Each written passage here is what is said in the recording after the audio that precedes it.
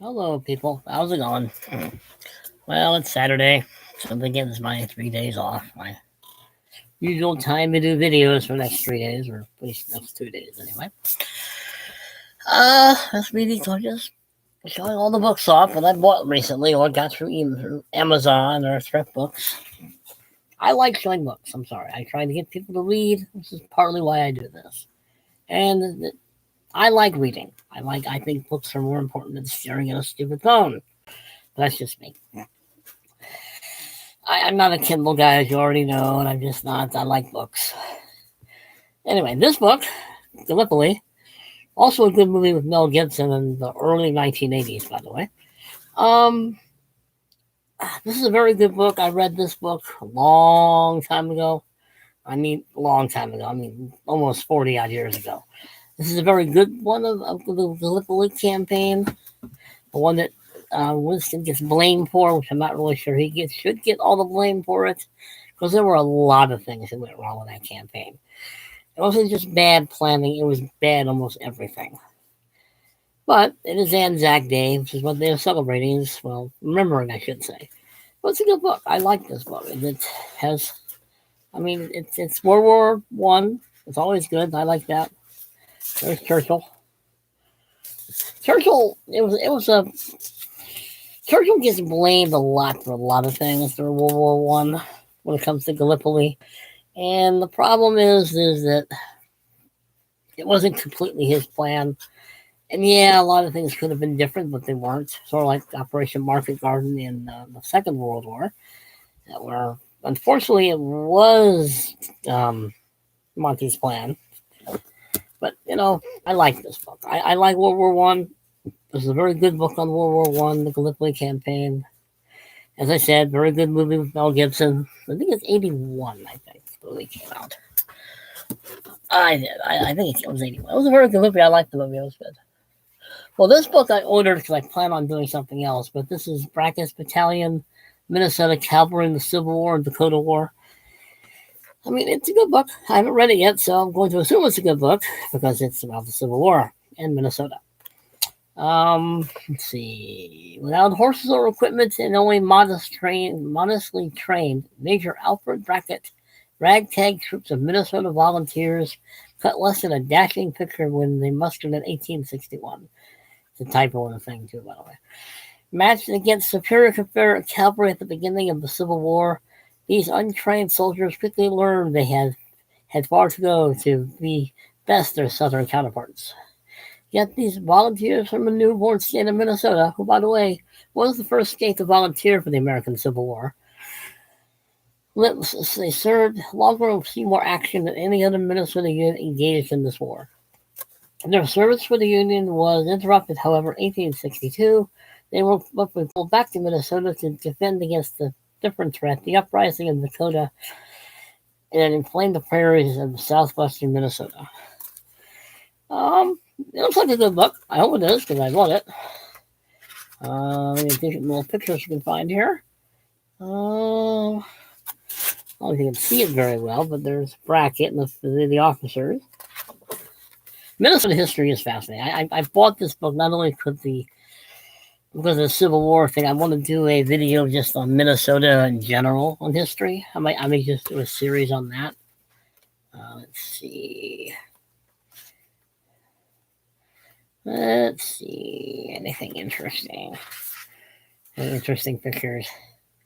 But anyway, the American Civil War is always fascinating. This is also the Dakota Uprising in Minnesota. Hopefully it's worth it. I haven't read it yet, so I can't give a complete review of everything. So I just got these two books today from Amazon and thrift books.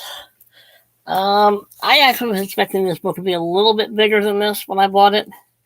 It is about James Garfield. It looks like a nice short little series, though. It doesn't look like bad books. It used to be a library book, apparently.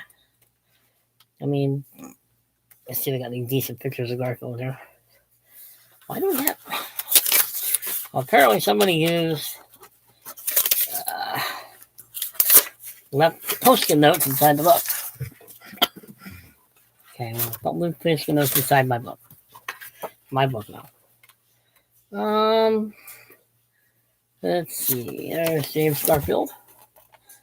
He was an interesting guy. Wasn't president very long until the guy shot him. He was in the American Civil War. President of the United States, chronicles the lives of national leaders. This is about the series. But I'm interested. I may buy another one of these series of books. I really was expecting it to be bigger. Or at least, not as thin as a pencil. That's okay. That's okay. I can always get another bigger book of him anyway. But it looked interesting. I'm always interested in these men who became president eventually or fought in the Civil War and what happened to them afterwards. Let's see. I'm trying to find a decent picture of Garfield. I know, not the cat. What was a decent picture of Garfield? He was an interesting guy. I mean, so I have been told. But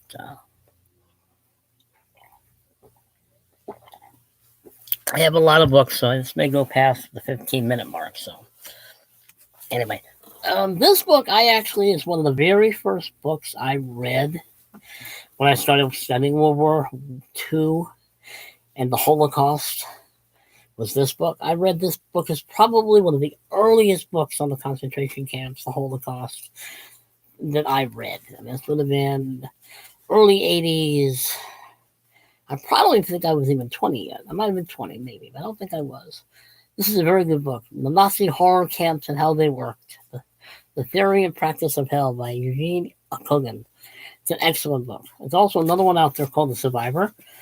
That one I also read pretty much at the same time I read this one.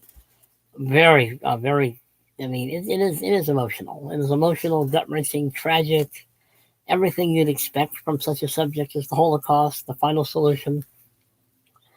But this is a very good book if you can find it. It took me a while to find this one.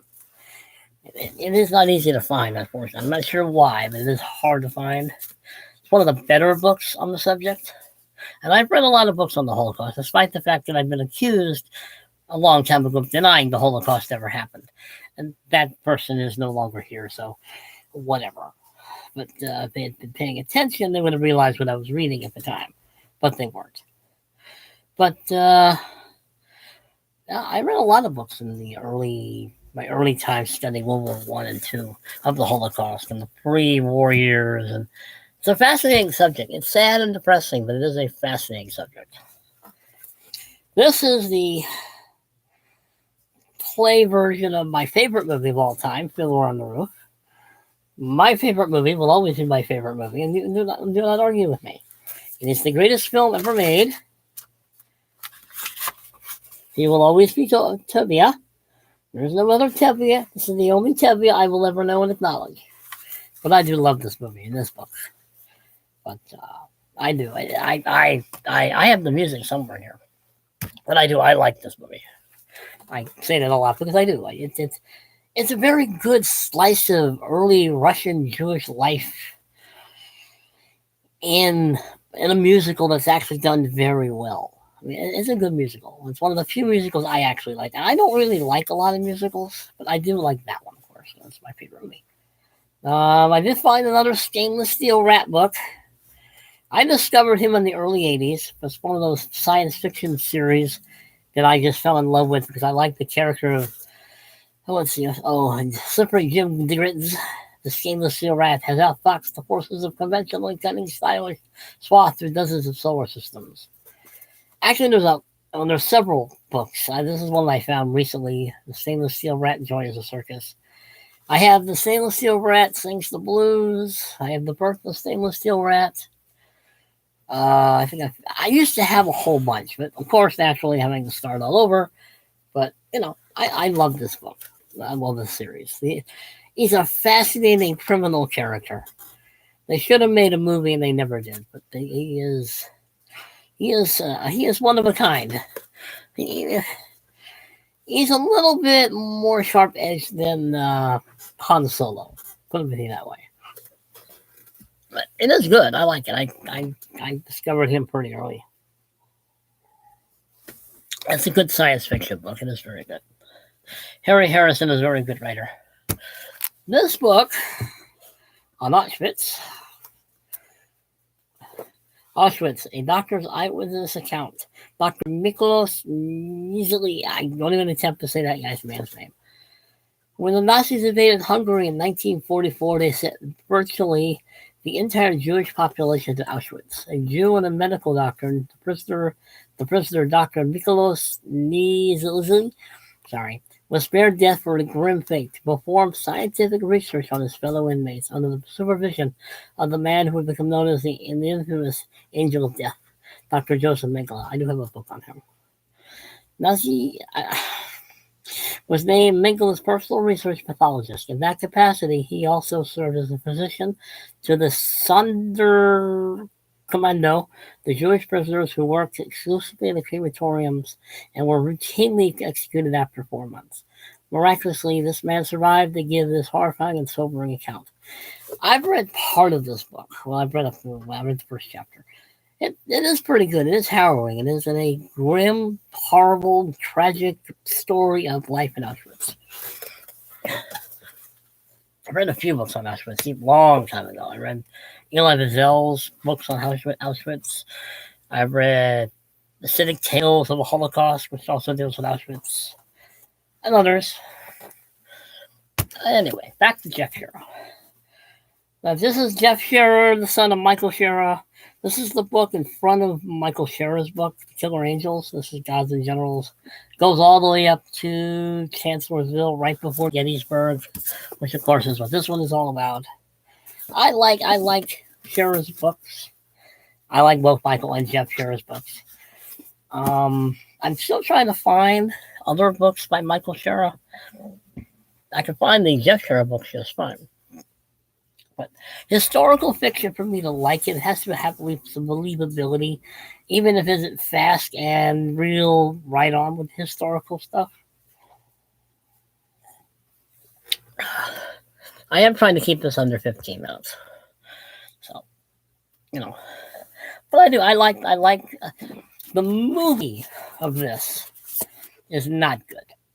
They managed to screw up the movie pretty bad. I mean, there were some good scenes, there's some good acting here and there, but the book, of course, is better.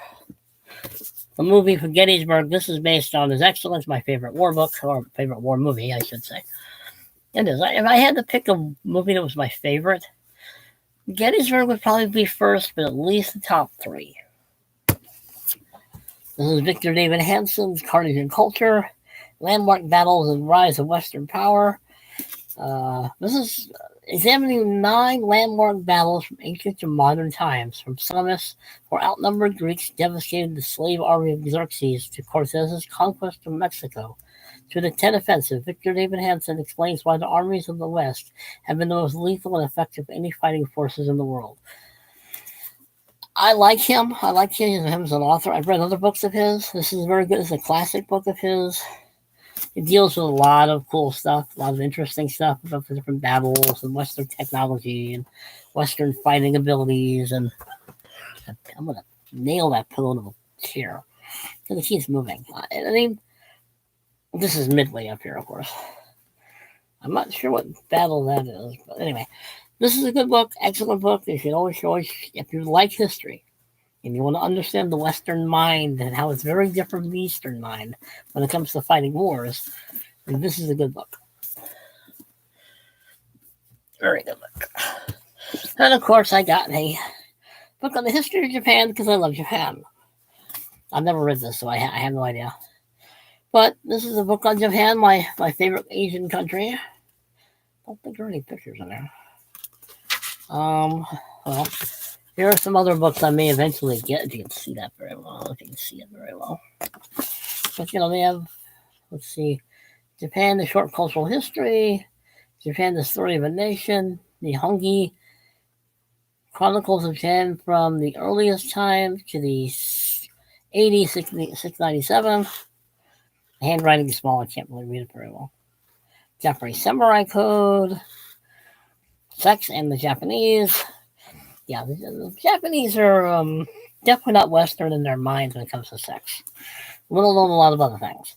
But Japan is, I love Japan. I lived there for 2 years. I think it's a, I can ramble on, I know, but some cultures just fascinate me. And there was more to Japan than just the Second World War. I mean, come on. We're almost done. I promise, we're almost done.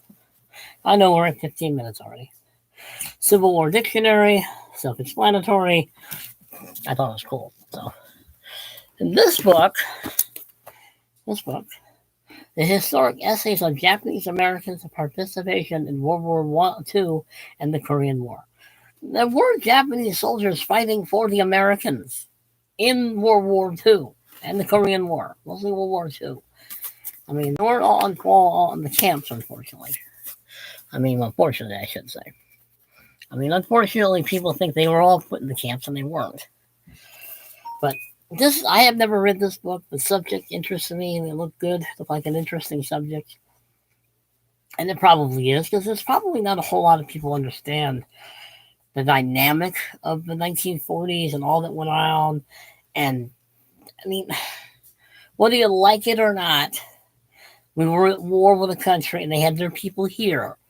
We reacted like any other country would in that situation. You may not like it, but that was the facts of the moment. Okay? And this is the story of those Japanese Americans who fought for America. And it looks like a good book. Those are all the books. I like books, and we're already at almost 17 minutes, so I don't want to go too far. I try to keep these under 15 minutes if I can. But those are my latest book purchases of the last few weeks since last time. I'm sure it doesn't interest any of you, except me and other fellow book enthusiasts. Well, share, like, comment, subscribe, behave yourselves, people, because you know I'm not going to. I am going to try to do another video today or two, but I'm not sure yet. But I'm going to try to do at least one more.